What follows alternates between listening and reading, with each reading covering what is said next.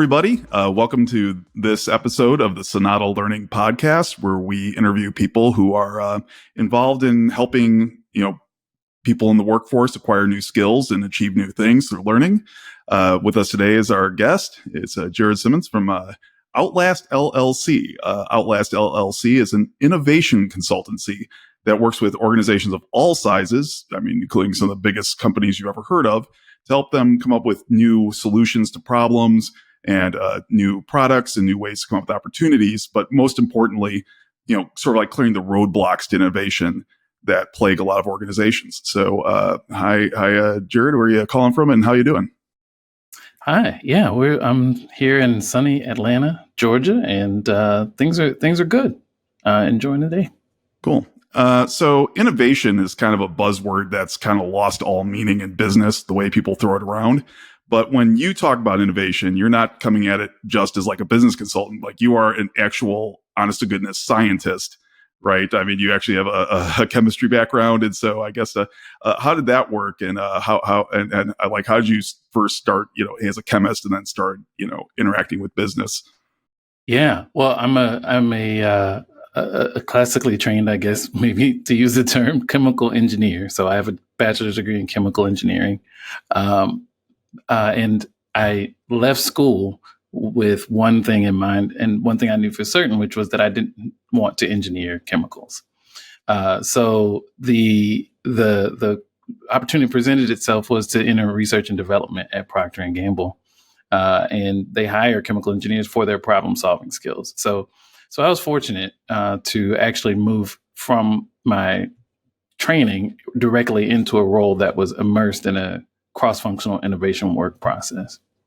Fantastic. And so I guess the one question I have is, when we talk about innovation, I guess there's kind of a difference between engineers at, SpaceX trying to figure out how a rocket booster would work, and how marketing teams might imagine, how can we get more people in country X to drink more of soda pop Y. But am I wrong? Is there really not a difference in the way people innovate across disciplines? I think there's a fundamental difference, which is the language they use. Is it engineering R&D count success in terms of patents, and marketing, count success in terms of volume in dollars? Mm-hmm. Yeah. So as long as there's a disconnect on the reward system around invention, profit, volume, those sorts of things, that's what keeps people from being able to hear and internalize opportunities from that originate in other functions. Great. Could you tell maybe like a little quick story? If you had to change what type of product it was, from bubble bath to chewing gum or whatever, about like, okay, this group came in with X, or this team came in with Y, and then they came together and either they achieved X plus Y, or I don't know, or one person eventually had to set something aside for the good of the org. Sure. So, I think if you think about, let's say, gum is let's just take gum as a product. We had a client that saw an opportunity from a cost optimization perspective. So we can go from sweetener A to sweetener B or C and save a lot of money. And that was an opportunity identified in the technical organization. On the marketing side of things, the marketing organization had data about how consumers in general felt about certain classes of sweeteners. So we have a chewing gum company that says, "Hey, let's get rid of our delicious Splenda and use cheap aspartame." And so then what happens among the different groups?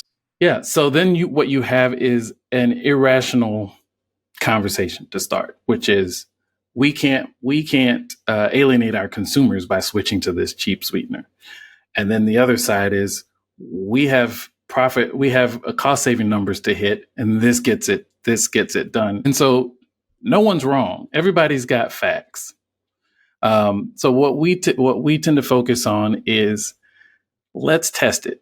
Let's put this in a, I'm back to my scientist roots. Let's put this in a lab and test it.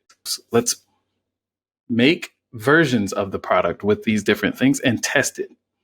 So instead of instead of arguing over whether or not we should even consider trying to save $20 million, let's spend $75,000 and test it and generate data inside the world where you would be actually selling the product. And I guess though, if it was as simple as just saying set up a focus group or set up an experiment, then there wouldn't be a whole innovation methodology around this. What do you do when there is no absolute empirical fact that they can observe, or where maybe the results don't end the debate? Right. That's where the role of leadership comes into play in a couple of forms. One is making the decision, who makes the decision, and the other is how do we go about arriving at that decision? What we call decision rights, which there are a few major frameworks for that. So once the decision is made, then you have to step it through a process to go from, okay, yes, we're doing this, to it's on the shelf. And the reason it's important to have what we call a stage gated process, which is a process that has interim steps where you're checking in using decision rights to say, okay, we've made these, we've taken these steps, we've generated this information. Does it still make sense to do this? Yes. Okay, we'll make this further investment and continue and get the yeses at each stage. The reason that's critical is because the world is not a static place. And the understanding of the problem and the understanding of consumer preferences and interests can evolve over the course of trying to deliver something, a 3-year project. And so as you learn new things, you need to reevaluate the decision to make sure that it's still the right thing for the organization. Cool. So some of the numbers you've been throwing around, I mean, I know you work with some of the world's biggest brands. And so when you're saying like, oh, $75,000 just to, US dollars, just to see if an idea maybe might be possibly feasible. For some organizations that my company works with, especially in the nonprofit sector, that might be their entire budget for implementing an entire project, Right. So, just hypothetically, but let's say you didn't have much, or you just had kind of modest means to test. Like, what would be some things you could do if you couldn't get that sort of absolutely empirical proof you crave? Yeah, no, it's an important question. And it's an important question for small organizations with small budgets. It's also an important question for entrepreneurs, so people within big companies who don't have a budget. So when we work with folks who have smaller budgets or no budget at all, we really spend a lot of time on the problem statement. So what are you trying to accomplish to what end and for what group? Because that will be how you're able to, instead of having to do a $75,000 test, you can do a $75 test, or you can use your LinkedIn profile to find 1 or 2 people outside of your company to say, hey, if a thing could do this thing, what would you be willing to buy it? Would you be willing to pay for it? Or how important is this problem to you? So our conversation so far has centered around a lot of product design and whatnot. Actually, Outlast has sort of a broader mission. And the one thing we didn't mention is like you and all your colleagues, you're coming from, just fantastic corporate pedigrees of places like Coca-Cola and Boeing and McKinsey. But you all have one thing in common, is that pretty much everyone on your team is like a person of color in the United States. Right. And so obviously when you bring that up in corporate America, the conversation turns to diversity and, equity and inclusion. But I guess you're kind of engaging in that conversation, but from a different perspective. I guess this program you have called Kiwavi, could you talk about what that is? Yeah, no, Kiwavi is our service line within our innovation portfolio. So it's just another innovation service line that we've created. This one happens to be focused on reimagining diversity at work. So we have always helped organizations solve their biggest challenges using innovation principles, and we're just applying that to the world of diversity. So it's not a DEI industry play. It is an extension of our expertise into another vaguely defined, complex challenge. Yep. Okay, so let's say that I'm an organization and I've been having challenges with retention or a sense of inclusion and community, or with the career development of people from underrepresented or marginalized groups. What would I do? Would I just hey, pick up the phone, call Outlast, and say we want to do a Kiwavi engagement, and then you would come to their offices and help their DEI team, or how does it work exactly?